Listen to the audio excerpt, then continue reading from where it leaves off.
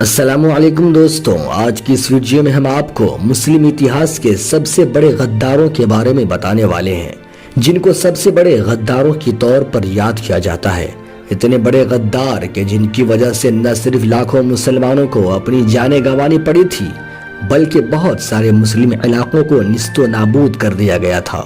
یہی وجہ ہے کہ ان چاروں کے بارے میں یہ بھی مانا جاتا ہے کہ اگر یہ ہماری دنیا میں پیدا نہ ہوتے تو آج ہماری پوری دنیا کا نقشہ بالکل الگ ہوتا اور مسلمانوں کا بول بالا ہوتا۔ آپ لوگوں نے یہ تو سنا ہی ہوگا کہ ہمارے ہزاروں طاقتور دشمن سے زیادہ خطرناک وہ ایک چھوٹا سا غدار ہوتا ہے، جو غدار ہماری ٹیم، ہماری فوج میں چھپا ہوتا ہے۔ کیونکہ اتہاس گواہ ہے کہ کسی بھی سلطنت یا کسی بھی دیش کو بڑی سے بڑی فوجیں اور بڑے سے بڑے طاقتور ہتھیار اتنا نقصان نہیں پہنچا سکتے ہیں کہ جتنا نقصان صرف اور صرف ایک یا دو غدار پہنچا دیا کرتے تھے۔ دوستوں، دنیا کے سب سے بڑے غداروں کی لسٹ میں پہلا نام ابن القمی کا ہے۔ ابن القمی اس دور میں بغداد شہر میں سلطنت عباسیہ کا ایک وزیر ہوا کرتا تھا کہ جس دور میں ہلاکو خان جیسا ایک خطرناک منگول سردار جو پوری مسلم دنیا کو صفحہ ہستی سے مٹانے کے لیے اپنی فوجیں لے کر نکل پڑا تھا۔ دوستوں، آپ کو بتاتے چلے کہ ابن القمی ایک لالچی انسان ہونے کے ساتھ ساتھ غدار بھی تھا۔ ہلاکو خان نے اندرونی طور پر اس کو خرید لیا اور لالچ میں آ کر ہلاکو خان سے خطوں کے ذریعے اس نے اندرونی طور پر بات کرنی بھی شروع کر دی تھی۔ ابن القمی نے سب سے پہلے تو ہلاکو خان کے اشارہ پر اس دور کے سلطنت عباسیہ کے خلیفہ کو یہ یقین دلایا کہ ہلاکو خان کسی بھی حالت میں بغداد پر حملہ نہیں کرے گا، کیونکہ بغداد تو پورے مسلمانوں کی راجدھانی ہے۔ اس کے بعد خلیفہ کو یہ غلط مشورہ بھی دیا کہ اس وقت ابھی ہمارے پاس حد سے زیادہ فوج موجود ہے، جو ہمارے شاہی خزانے پر ایک بوجھ بنی ہوئی ہے، کیونکہ ہر مہینے ہم کو بلا کسی وجہ سے ان فوجیوں کو بے شمار دولتیں بانٹنی پڑتی ہے۔ اسی لیے ضروری ہے کہ ہماری آدھی فوج کو ختم کر دیا جائے۔ خلیفہ نے اپنے اس وزیر کا مشورہ مانتے ہوئے اپنی آدھی سے بھی زیادہ فوجیں کو ختم کر دیا، اور اس کے بعد اس غدار نے خطوں کے ذریعے سے ہلاکو خان کو یہ اشارہ دیا کہ فوراً تم بغداد شہر کی طرف آ جاؤ، میں نے آدھی سے بھی زیادہ فوج کو ختم کروا دیا ہے۔ بس اشارہ ملتے ہی 1298 میں ہلاکو خان آندھی اور طوفان کی طرح اپنی ایک بڑی فوج لے کر بغداد پر حملہ کر دیا اور پورے بغداد کو تباہ و برباد کر دیا۔ اتہاسکاروں کے مطابق اس حملے میں لاکھوں مسلمانوں کو اپنی جانیں بھی گنوانی پڑی تھی۔ یہی وہ حملہ تھا کہ جس کی وجہ سے مسلمانوں کا گولڈن ایج ڈارک ایج میں بدل گیا تھا، اور یہ ڈارک ایج اس وقت تک قائم رہا تھا کہ جب تک سلطنت عثمانیہ نام کی ایک نئی سلطنت طاقتور نہیں بنی تھی۔ دنیا کے 4 سب سے بڑے غداروں کی لسٹ میں دوسرا نام آتا ہے میر صادق کا۔ میر صادق کسی دور میں ٹیپو سلطان کے والد حیدر علی کا ایک خاص آدمی ہوا کرتا تھا۔ حیدر علی کے بعد جب میسور کے سلطنت کی ذمہ داری ٹیپو سلطان کے کندھوں پر آئی تو انہوں نے نہ صرف میر صادق کو ایک خاص آدمی بنائے رکھا، بلکہ اور آگے بڑھاتے ہوئے اس کو سلطنت کا وزیر بنا دیا۔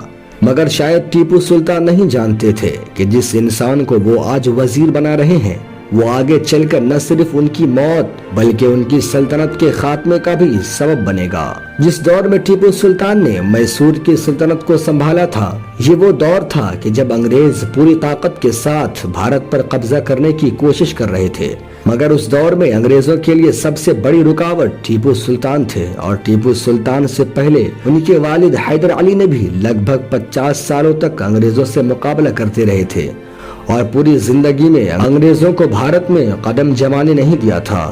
اپنے باپ کے نقش قدم پر چلتے ہوئے ٹیپو سلطان نے بھی ان سے مقابلہ کرنا شروع کر دیا، اور ایک کے بعد لگاتار کئی جنگیں لڑتی رہے۔ لہٰذا انگریزوں کو اس بات کا پختہ یقین ہو گیا تھا کہ کھلے میدان میں ٹیپو سلطان سے مقابلہ کرنا اور ہمیشہ کے لیے ختم کرنا بالکل ناممکن بات ہے۔ بس اسی لیے انہوں نے وہ راستہ چنا جو وہ راستہ ہمیشہ سے چنتے آ رہے تھے۔ انہوں نے اب ٹیپو سلطان کے محل میں ہی ایک غدار کو تلاش کرنا شروع کر دیا، اور بدقسمتی سے ان کو یہ غدار میر صادق کی شکل میں مل بھی گیا۔ میر صادق نے اندرونی طور پر انگریزوں سے مل جل کر ساٹھ گانٹھ کرنا شروع کر دی۔ 1799 میں ہی اچانک سے انگریزوں نے میر صادق کی مدد سے نہ صرف ٹیپو سلطان کے محل پر حملہ کیا، بلکہ ایک دن وہ ٹیپو سلطان کو شہید کرنے میں کامیاب بھی ہو گئے تھے۔ दरअसल दोस्तों आखिरी दिन में हुआ ये था कि मीर सादिक ने न सिर्फ टीपू सुल्तान को ये मशवरा दिया कि वो दोपहर के वक्त अंग्रेजों से मुकाबला करें, बल्कि साथ ही साथ तनख्वाह बांटने के बहाने से उन सारी फौजियों को भी वापस बुलाया जो अंग्रेजों से मुकाबला करने के लिए बिल्कुल अहम जगह पर खड़े हुए थे। बस इसी वजह से अब महल के अंदर टीपू सुल्तान अपने चंद वफादार सिपाहियों के साथ ही बाकी रह गए थे और आखिर में उन्हें चंद वफादार सिपाहियों के साथ ही टीपू सुल्तान अंग्रेजों से मुकाबला करते करते शहीद हो गए थे। मगर शहीद होने के बावजूद भी टीपू सुल्तान आज भारत के हर मुसलमान के दिल में पूरी तरह से जिंदा है और टीपू सुल्तान को एक बहादुर और शेर मैसूर के नाम से याद किया जाता है और दूसरी तरफ मीर सादिक को एक गद्दार और घटिया इंसान के तौर पर याद किया जाता है और याद किया जाता रहेगा। दोस्तों अगर बात करें इस लिस्ट में मौजूद अगले गद्दार के बारे में तो उसका नाम है मोहम्मद अली पाशा। दोस्तों मोहम्मद अली पाशा सल्तनत उस्मानिया का एक नामवर इंसान था जिसको सल्तनत उस्मानिया के सुल्तान की तरफ से मिस्र का वाली बनाकर भेजा गया। मोहम्मद अली पाशा को मिस्र का वाली बनाकर सन 1805 में ही कुस्तुनतुनिया से मिस्र को भेजा गया था। मिस्र पहुंचकर मोहम्मद अली पाशा ने सल्तनत उस्मानिया के खिलाफ बगावत शुरू कर दी। बगावत करने से पहले मिस्र में मौजूद तमाम ताकतवर लीडर को खत्म करने का फैसला किया। मोहम्मद अली पाशा ने मिस्र में मौजूद तमाम ताकतवर और असरदार लीडर को इस बहाने से एक जगह पर जमा किया कि अब हम लोग मिलकर अरब के वहाबियों के खिलाफ जिहाद करेंगे, यानी उनके खिलाफ जंग करेंगे। मगर जब मोहम्मद अली पाशा के हुक्म पर ये सारे लोग एक जगह पर इकट्ठा हुए तो मोहम्मद अली पाशा ने ही इन सबको गोलियों से भुनवा दिया और अब इस तरह से लोगों का मिस्र के ऊपर से पूरी तरह से असर खत्म हो गया। और उसके बाद मोहम्मद अली पाशा ने अब सल्तनत उस्मानिया के इलाकों पर भी चढ़ाई करने का इरादा किया। सन 1827 में सल्तनत उस्मानिया के खिलाफ बगावत करते हुए मोहम्मद अली पाशा ने अपनी सारी फौजों को सीरिया यानी मुल्क शाम में उतार दिया। मिस्र के उन फौजियों ने बड़ी तेजी के साथ फतह करते हुए अनातोलिया की तरफ रुख किया और कम वक्त में ये लोग अनातोलिया यानी आज की तुर्की में भी दाखिल हो गए थे। एक वक्त तो ऐसा भी आ गया था कि जब महसूस हो रहा था कि मिस्र की ये ताकतवर फौज कुस्तुनतुनिया यानी इस्तांबुल को भी फतह कर लेगी। मगर फिर सल्तनत उस्मानिया के सुल्तान ने अपनी होशियारी दिखाते हुए उस दौर में रूस से मदद मांगी। रूस की मदद से सल्तनत उस्मानिया की फौजों ने मिस्र की उस फौज को ठिकाने लगा दिया और इस तरह से सल्तनत उस्मानिया महफूज रह सकी।